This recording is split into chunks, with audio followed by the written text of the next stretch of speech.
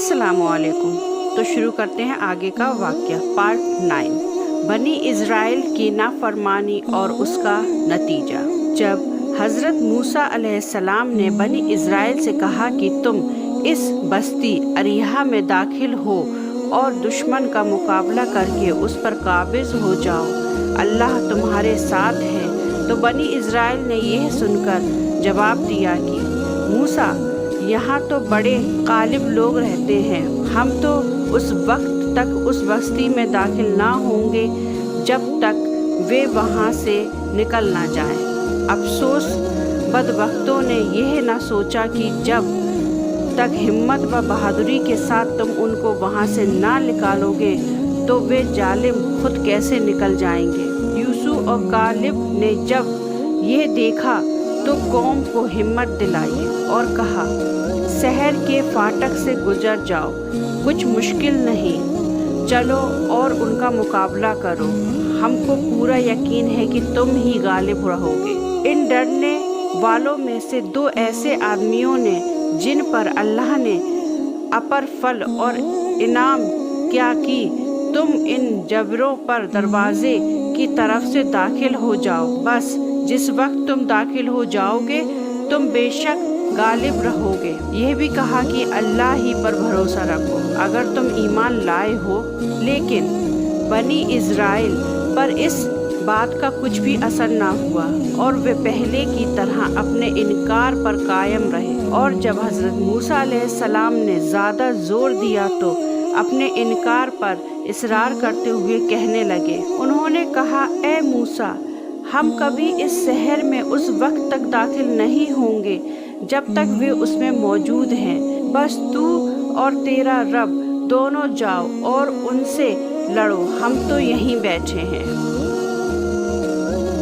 हज़रत मूसा अलैहिस्सलाम ने जब यह जलील और बेहुदा बात सुनी तो बहुत दुखी हुए और इंतहाई रंज व मलाल के साथ अल्लाह के हुजूर अर्ज़ किया, ए अल्लाह, मैं अपने और हारून के सिवा किसी पर काबू नहीं रखता, सो हम दोनों हाजिर हैं। अब तू हमारे और इन नाफरमान कौम के दरमियान जुदाई कर दे, ये तो सखल ना अस्त हैं। अल्लाह ने हज़रत मूसा अलैहिस्सलाम पर वह नाजिल फरमाई, मूसा, तुम गमगीन ना हो, उनकी नाफरमानी का तुम पर कोई बोझ नहीं। अब हमने इनके लिए यह सज़ा मुकर्रर कर दी है कि यह 40 साल इसी मैदान में भटकते फिरेंगे और इनको अर्ज़ मुक़द्दस में जाना नसीब ना होगा। हमने उन पर अर्ज़ मुक़द्दस को हराम कर दिया है। अल्लाह ताला ने कहा, बेशक उन पर अर्ज़ मुक़द्दस का दाखिला 40 साल तक हराम कर दिया गया है। इस मुद्दत में ये इसी मैदान में भटकते रहेंगे, बस तू नाफरमान कौम पर गम ना खा और अफसोस ना कर। सीना घाटी को तीह इसलिए कहते हैं कि कुरान ने बनी इज़राइल के लिए कहा है कि यह तीह नाफिज अर्ज़, ये उसमें भटकते फिरेंगे। जब कोई आदमी रास्ते से भटक जाए तो अरबी में कहते हैं तहफ़ला। इन सूरत हाल के बाद हज़रत मूसा अलैहिस्सलाम और हज़रत हारून अलैहिस्सलाम को भी उसी मैदान में रहना पड़ा और वे भी अर्ज़ मुक़द्दस में दाखिल ना हो सके, क्योंकि ज़रूरी था कि बनी इज़राइल की रुश्द व हिदायत के लिए अल्लाह का पैगंबर उनमें मौजूद रहे। हज़रत हारून अलैहिस्सलाम की वफ़ात। ऊपर लिखे हालात में जब बनी इज़राइल तीह के मैदान में फिरते फिराते पहाड़ की उस चोटी के करीब पहुँचे तो हूर के नाम से मशहूर थी, तो हज़रत हारून अलैहिस्सलाम को मौत का पैगाम आ पहुँचा वहाँ और हज़रत मूसा अलैहिस्सलाम अल्लाह के हुक्म से हूर पर चढ़ गए और वहीं कुछ दिनों अल्लाह की इबादत में लगे रहे। और जब हज़रत हारून अलैहिस्सलाम का वहाँ इंतकाल हो गया तो हज़रत मूसा अलैहिस्सलाम उनको कफनाने दफनाने के बाद नीचे उतरे और बनी इज़राइल को हारून की वफ़ात से मुतल्ला किया।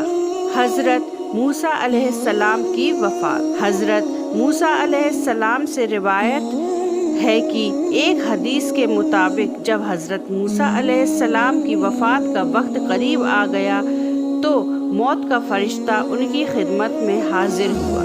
فرشتے نے کچھ بات چیت کے بعد حضرت موسیٰ علیہ السلام سے کہا، اللہ تعالیٰ سے عرض کیا کہ اگر لمبی سے لمبی زندگی کا آخری نتیجہ موت ہی ہے تو پھر وہ چیز آج ہی کیوں نہ آ جائے، اور دعا کی کہ اے اللہ ان آخری وقت میں ارض مقدس سے قریب کر دے۔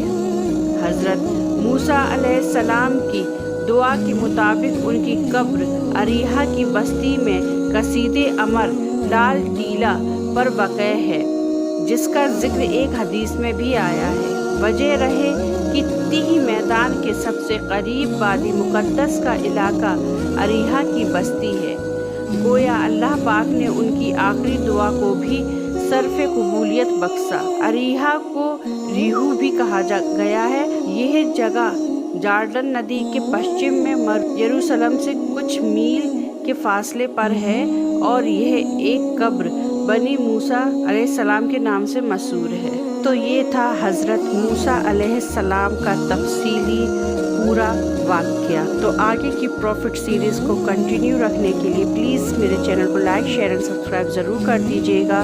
تب تک کے لیے خوش رہے، آباد رہے، اپنا خیال رکھیں، اپنے ماں باپ کا خیال رکھیں، مجھے بھی اپنی دعاؤں میں یاد رکھیں۔ اللہ حافظ، جزاک اللہ خیر۔